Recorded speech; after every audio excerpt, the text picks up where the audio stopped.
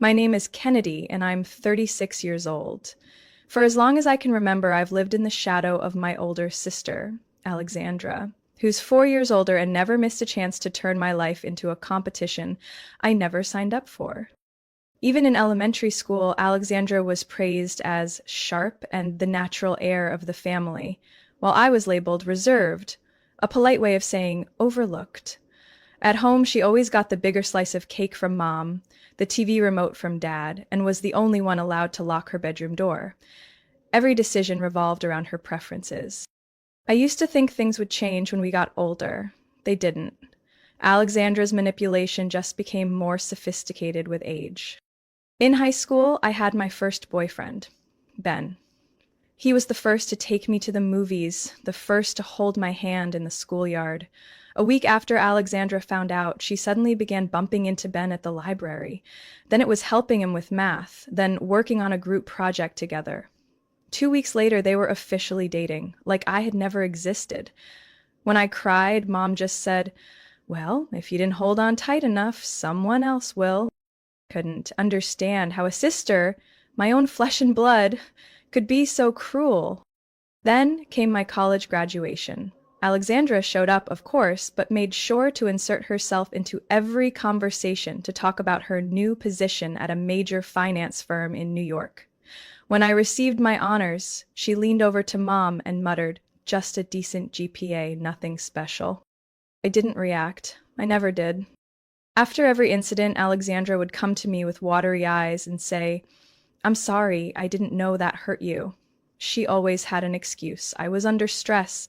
I didn't mean to. I just want the best for you." And like a fool, I forgave her. I always forgave her. I didn't want to lose my sister. I used to dream of weekend coffee dates, warm holiday hugs, and late-night phone calls like other sisters have. But the more hope I held on to, the more I got met with coldness, jealousy, and subtle sabotage. Then she met Max, now her husband, and I thought maybe finally her life had found its own path. He was kind, calm, and didn't seem swept up in her usual theatrics. I was genuinely happy for them. I even stood as her maid of honor at the wedding. I wrote her a heartfelt speech and never once brought up our painful past. I truly believed Alexandra had changed. For a while after that, our relationship was tolerable. Not close, but civil. I told myself, at least now she has a husband, she'll stop fixating on me. I was naive. Because once Alexandra saw me start to build a life of my own, a stable job, my own apartment, a circle of close friends, that old competition flared up again. But this time, it wasn't snide remarks or dismissive glances. This time it was something darker. Something that made me wonder, if even family could betray you like this, where do you draw the line to protect yourself? The invitation was printed on heavy silk paper, edged in gold foil with embossed silver letters, celebrating 10 years of Alexandra and Max, Saturday evening at Rosemont Hall. I nearly tossed it in the trash, but like every other time, I went. Some part of me still clung to the impossible hope that maybe this time things would be different. Rosemont Hall was the kind of place meant for people who wanted everyone to know just how wealthy they were. High ceilings, French crystal chandeliers, and servers in tuxedos floating like ghosts beneath candlelight. I arrived on time, wearing a simple black dress I'd had to reserve 2 weeks in advance, because I knew Alexandra. She never missed a chance to critique every detail, from your hemline to your heel height. She greeted me on Max's arm, wearing a crimson silk gown that hugged her body, a result of extreme dieting and, I guessed, no fewer than 3 beauty treatments a month. "Oh, you made it," Alexandra said, her lips curved in a smile that never reached her eyes. "The dress looks comfortable. Macy's?" I ignored the jab. "Happy 10-year anniversary," I said, turning my attention to Max. "Thanks, Kennedy," Max said warmly. He was still the same, polite, patient, and maybe the only person who ever made me believe Alexandra had a shot at being someone better. But even Max looked different that night. Tired, I thought. Drained. After a brief greeting, Alexandra was swept away for photos with her old college friends. Max handed me a glass of white wine, leaning in with a quiet comment. You and your sister. Some things never change, huh? I gave a small laugh, though nothing felt funny. You doing okay? Okay is a flexible term, he said, glancing around. Want to take a quick walk? I need air. We stepped into the side corridor behind the ballroom, quieter, filled with the faint scent of lavender from potted plants lining the walls. Max sat on a marble bench, stretched his arms, and sighed. She planned tonight for 3 months, he began. Every detail had to be flawless. But what? We're not the people in our wedding photo anymore. She controls everything, even how I feel. I stayed silent. I wasn't sure what made him open up to me. Especially tonight, of all nights, what was supposed to be their celebration of love. She doesn't trust anyone, Kennedy, Max said softly. Not even me. Have you tried therapy together? 3 times. Every time, she charmed the therapist, then quit when they eventually suggested she might be part of the issue. He let out a bitter laugh. In Alexandra's world, anyone who doesn't obey is a traitor. I was about to reply when Alexandra appeared at the end of the corridor. She spotted us, Max sitting, me standing, a little too close under dim lighting, and froze. Looks like you two are having quite the chat, she said, still smiling, but her eyes were sharp. We're just talking, I answered evenly. Of course. Kennedy always has great timing. Max stood up and interjected, we just needed a break from the noise. You know how I hate crowds. But you don't mind one-on-one time with my sister? Alexandra snapped, then didn't wait for an answer. The guests are looking for you. Let's go. She pulled Max away, leaving me standing there with nothing but a lukewarm glass of wine and the growing weight in my chest. Back in the ballroom, I tried to blend in, but Alexandra's gaze burned from across the room like a slow, deliberate fire. I'd crossed an invisible line, even if I didn't know what it was yet. Dinner began. I was seated at table 12 with 3 of Max's work colleagues and a distant cousin couple. Alexandra didn't say a word, but the look she gave me when I poured my second glass of wine felt like a silent warning. And then I started to feel something. At that moment, I had no idea that tonight would change everything.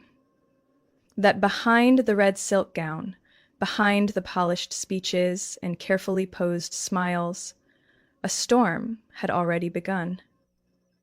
One I was about to be dragged into. I stepped away from the table to fix my lipstick, not because I needed to, but because I needed to escape the suffocating weight pressing in on me. Alexandra's 10-year anniversary party was orchestrated down to the last detail, but the one thing she didn't plan for was me. Or the way Max had said, she's not the woman I once loved. The upstairs restroom was eerily quiet. I took a deep breath, washed my hands, tried to steady myself. But as I stepped back toward the ballroom, I froze. From a distance, I saw Alexandra standing by my table. Her back was to me, but the large wall mirror reflected her movements perfectly. From her purse, she pulled out a small object, twisted the top, and quickly emptied something into my champagne glass. The motion was smooth, practiced, as if she'd rehearsed it in front of a mirror. I stood paralyzed, my blood roaring in my ears, skin gone cold.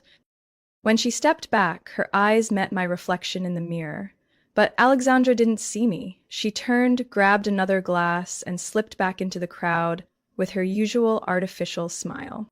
I walked calmly to the table, sat down as if nothing had happened. The champagne glass was refilled, sitting next to a chocolate-dipped strawberry. On the napkin, a message in gold ink read, "To the best little sister, A." I lifted the glass, tilted it under the light, a faint, odd fizz. Dusty specks along the rim, nearly invisible unless you looked closely. I didn't drink. I also didn't leave. That would prove nothing, and I needed to know exactly what Alexandra had planned for me. I went looking for Max. He was near the dessert table, chatting with an old friend. I approached with a calm smile. "We haven't properly toasted yet," I said. You're right. But I think I've had enough already. What about champagne? I held up the glass, giving him no time to reconsider. Just a sip for 10 years. He hesitated, then shrugged. All right, but you first. I laughed softly. That's outdated. You go first. Smoothly, I swapped his old wine glass with the champagne. The switch was seamless. Even Max didn't notice. We clinked glasses. I only touched mine to my lips. Max took a full sip. I avoided looking across the room, but I could feel Alexandra's gaze piercing through the crowd. Her smile faltered the second she saw me put the glass down. Clear-eyed, steady. How is it? I asked Max. Okay, a bit bitter, he said, frowning. Doesn't taste like the usual. 15 minutes later, Max started acting strange. He laughed louder, rambled to strangers, and when the music started, he jumped onto the dance floor like it was a college frat party. I stood at the edge of the room, heart icy. Alexandra stared at him, grip tightening around her glass, face pale. When Max started stumbling, I heard her hiss a curse. She rushed onto the dance floor, grabbed his arm. He pulled away, laughing. Let go, Alex. This is the most fun I've had all year. People turned. A group of women murmured, concerned. Alexandra grabbed his arm again, this time snapping under her breath. What the hell are you doing? Max replied, voice slurred. Living. Like a normal person. Then he collapsed, right into the wedding cake table. The 3-tier cake toppled. Guests screamed. Staff ran in. Alexandra fell to her knees beside him, panicked. I calmly walked over and looked down at her. Guess that toast didn't go down well, I said lightly.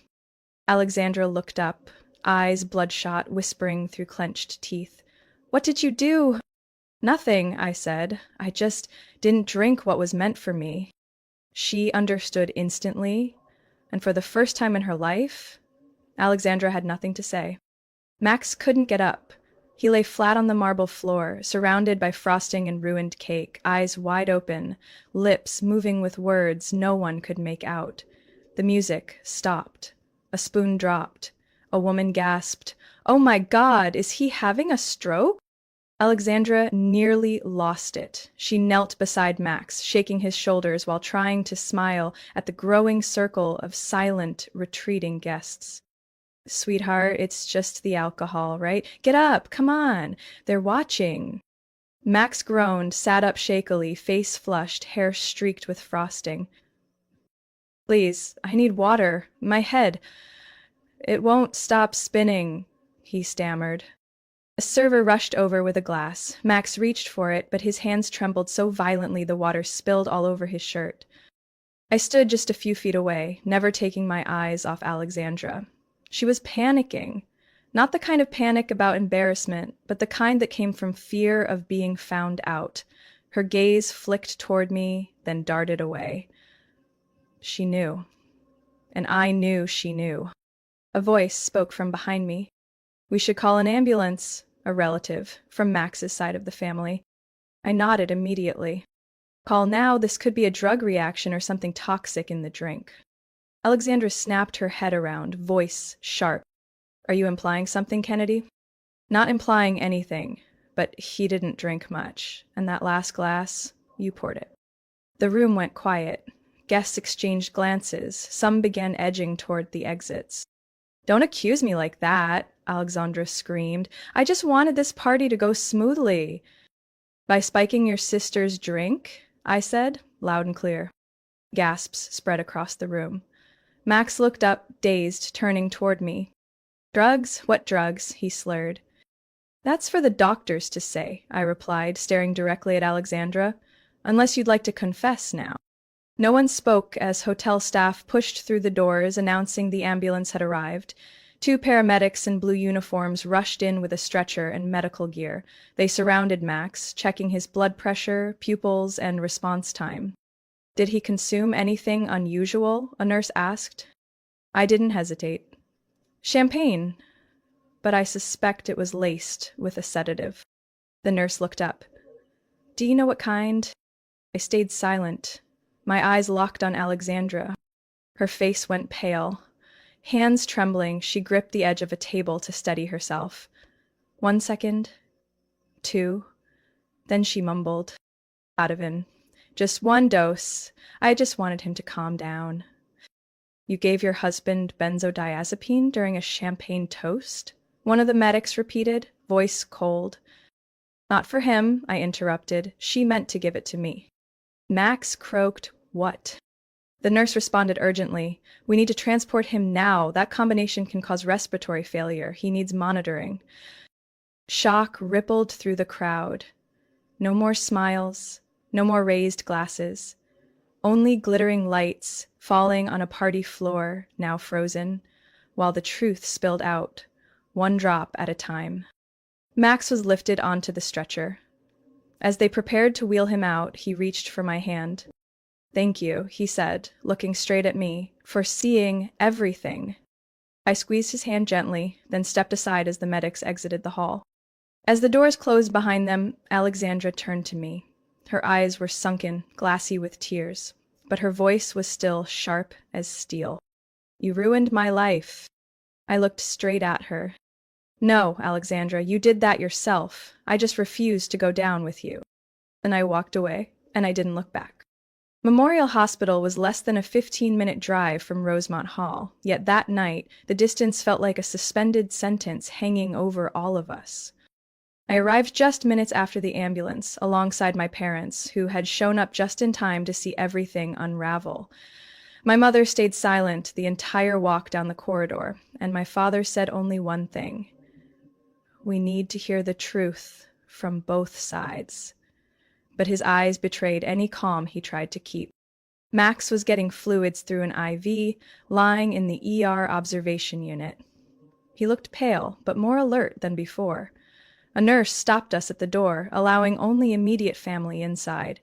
Alexandra stepped forward first, but as soon as her hand touched the door, the nurse said quietly, "Placed her seat, Kennedy, alone." The hallway fell completely silent. Alexandra whipped around to glare at me, eyes furious, but no longer in control. I walked past her without a word. The door closed behind me like a curtain between past and present. Max looked up at me, his voice hoarse but clear. Are you okay? I should be asking you that. I never thought tonight would end this way, he said, pressing his lips together. But maybe it should have ended a long time ago. We talked for about 10 minutes. I told him everything, from seeing Alexandra put something in the glass to switching it and watching what followed. Max stayed quiet through it all, only nodding now and then. I'm not surprised, he finally said, just disappointed I didn't walk away sooner. A few moments later, a nurse knocked on the door. The police are here. They need statements. In a hospital consultation room, an officer jotted down notes as Max recalled everything, from how he felt after drinking the champagne to Alexandra's strange behavior during the party. When it came to the most crucial part, he turned to me. She didn't mean to drug me. The target was Kennedy. The officer turned my way. Can you confirm that? I saw her put something into my champagne glass through the mirror. Because I was suspicious, I switched it with Max. Do you know exactly what it was? Alexandra said it in front of at least 6 people. It was Ativan. He scribbled that down quickly, then looked at both of us. Even while we're still waiting for the blood work, if that's true and the victim was unaware, this could qualify as intentional poisoning. And Max inhaled deeply and shut his eyes for a few seconds. I don't want to press charges. I just want all of this to be over. The officer noted that and nodded. If no charges are filed by the victim, we may still open an investigation if there are signs of health risks or potential for repeat behavior. As he left, I saw Alexandra curled up on a bench down the hallway, fingers clenched so tight it looked painful. When my father approached and asked, "Is it true?" she didn't look up, only murmured, "I just wanted to make her lose control just a little so people could see she's not perfect." I stood frozen, staring. You were that jealous you risked someone's safety. Alexandra looked up, eyes bloodshot. You always made me feel like the extra in my own family, even when you weren't trying. Max stopped seeing me the same way. But you, just being in the room, he turned back into who he used to be. I could barely believe what I was hearing. You really thought I stole him? I never tried to ruin anything you had. But you've never stopped trying to ruin me. My father spoke low, voice cracking. "This ends now." To Alexandra didn't answer, but she didn't resist either, as my mother gently pulled her toward administration. She had to sign a release allowing the hospital to report the medication to the authorities. As for Max and me, we just looked at each other, drained, but lighter. "I'm moving out next week," Max said later when I returned to his room, "and I'll be hiring my own attorney." "Are you sure?" "There's no other choice. This isn't a marriage anymore, it's a battlefield." I nodded. 1 week after that fateful night, my father called, his voice cold as steel, but laced with exhaustion. "Sunday, 2 p.m., at the house. No exceptions."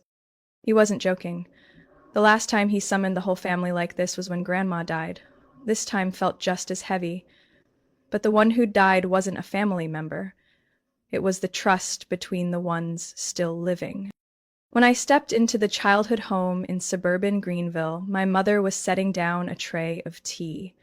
Alexandra was already there, curled up at the dining table. No makeup, no glamorous outfit, just an oversized gray t-shirt, jeans, and circles under her eyes that couldn't be hidden. Dad sat at the head of the table, fingers intertwined, eyes sharp with the weight of 3 decades as a psychology professor.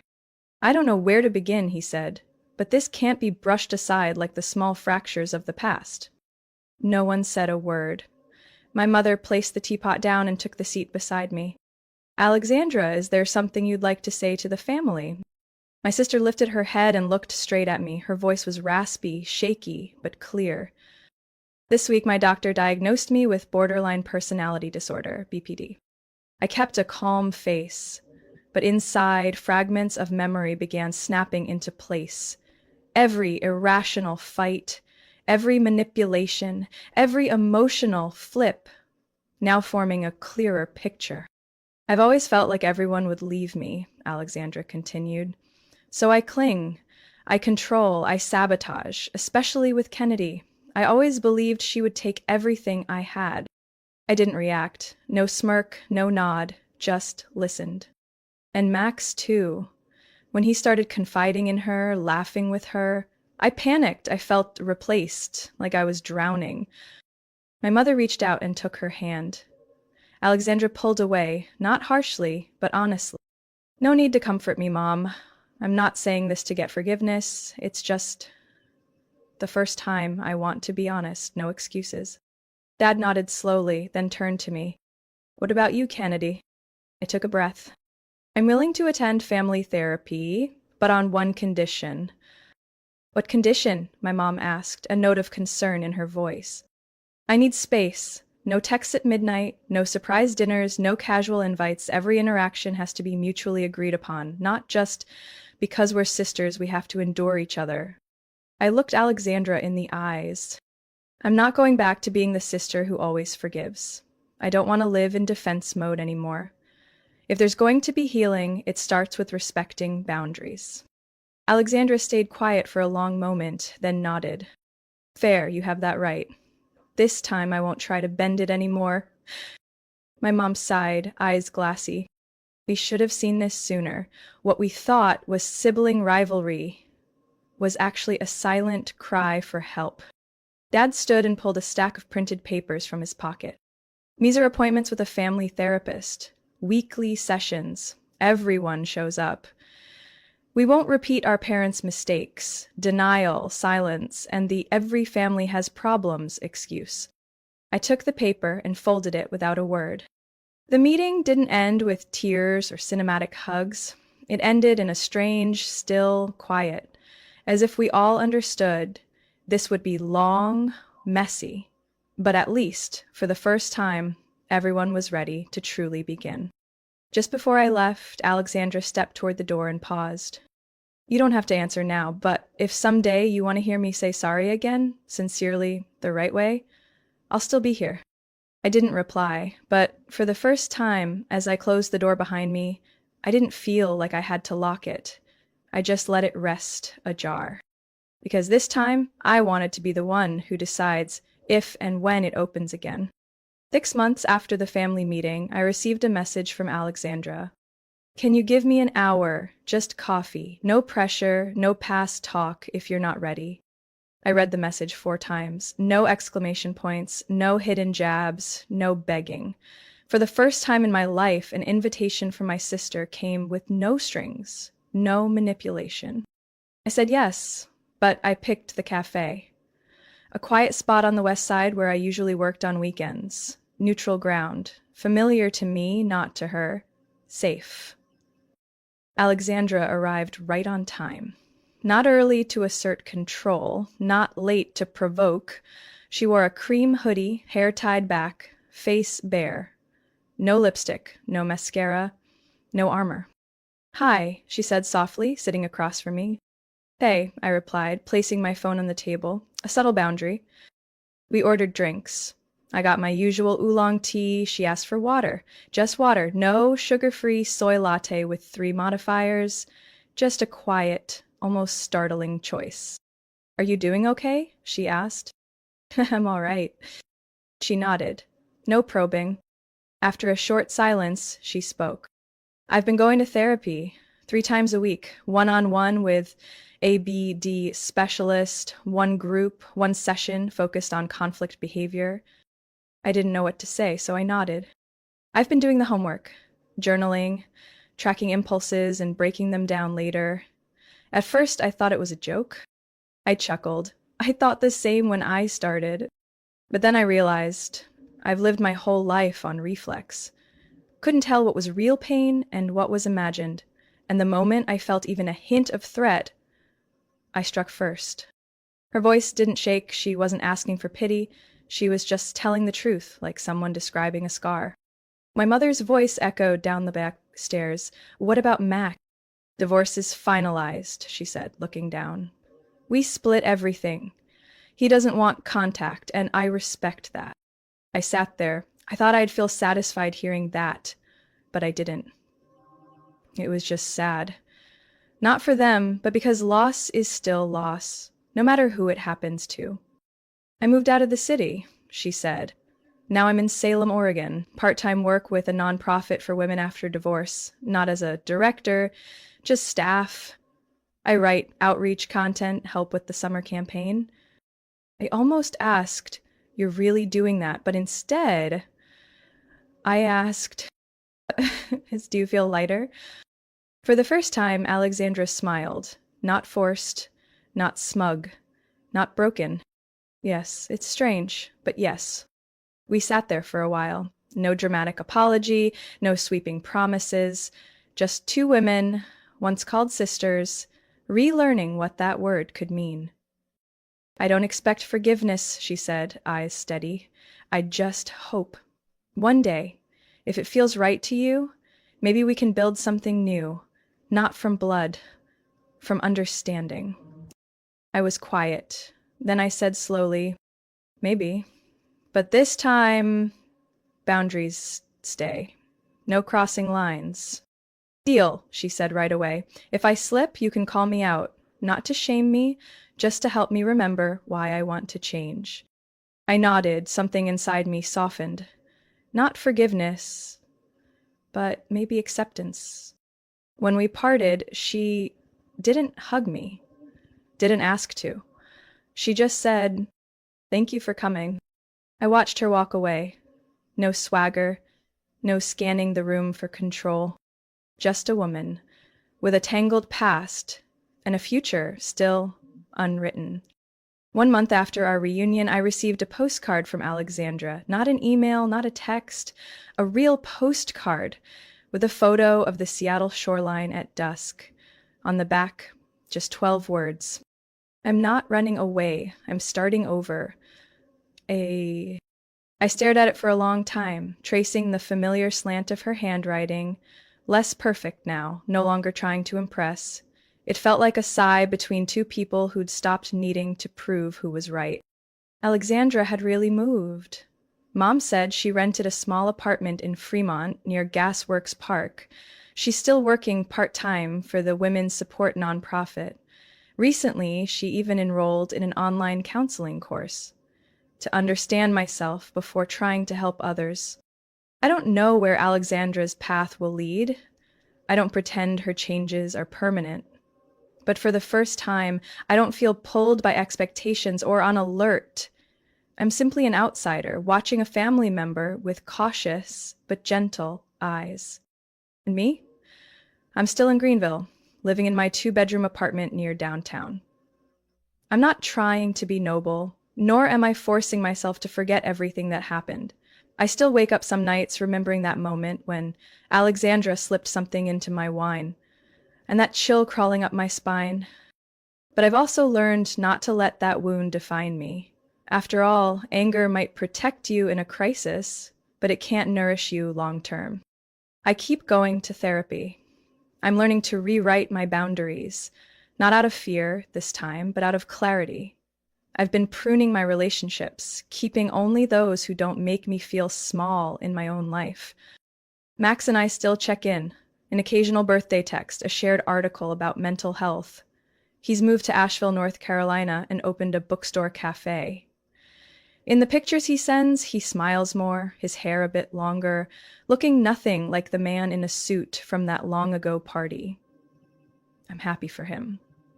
And for myself, for letting go of what couldn't be saved. Whenever someone asks me about Alexandra, I no longer say, my sister is a control freak. Now I say, my sister is trying to become someone new. I don't know how long that will last. Nothing is guaranteed. But if there's one thing I've learned, it's this. Real change doesn't begin the moment you say, I'm sorry. It begins the moment you stop trying to prove you were never wrong. I haven't fully forgiven, maybe I never will, but I'm ready for the long road to healing. Mine and of those I once loved, once hurt for, once couldn't walk away from. One quiet Sunday afternoon, I passed by the cafe where we met. It was busy. I didn't go in. I just stood outside for a moment. I smiled. Not for anyone else, but because for the first time in my life, I felt light. And not because of someone else. Because I chose to be. Someone once asked me, why doesn't Kennedy hate her sister after everything she did? This is what I told them. Because hatred is a chain that keeps two people bound forever. And I've learned how to pick the lock. Not everyone deserves to stay in your life. But some people, if they truly want to, will learn to walk back in through the front door instead of breaking in with guilt or tears. Alexandra knocked. I haven't fully opened the door, but at least I'm not building walls anymore. And sometimes that's the first step towards something different. Not perfect, not forgetful, but real enough to begin again. Even if all it says is, I'm still here, if you're ready. Kennedy's story is a powerful reminder that not every family wound can heal overnight. But honesty and clear boundaries are where real healing begins. In real life, many grow up in families marked by rivalry and pain, yet still believe forgiveness is automatic. The truth is, you have the right to protect yourself, to be respected, and to reconnect only when both sides are willing to do the work. Sometimes the biggest step isn't forgiveness. It's choosing not to be hurt anymore. What do you think of Kennedy's journey and her choices? Have you ever experienced something similar? Share your thoughts below, and don't forget to follow the channel for more real-life stories about family and healing.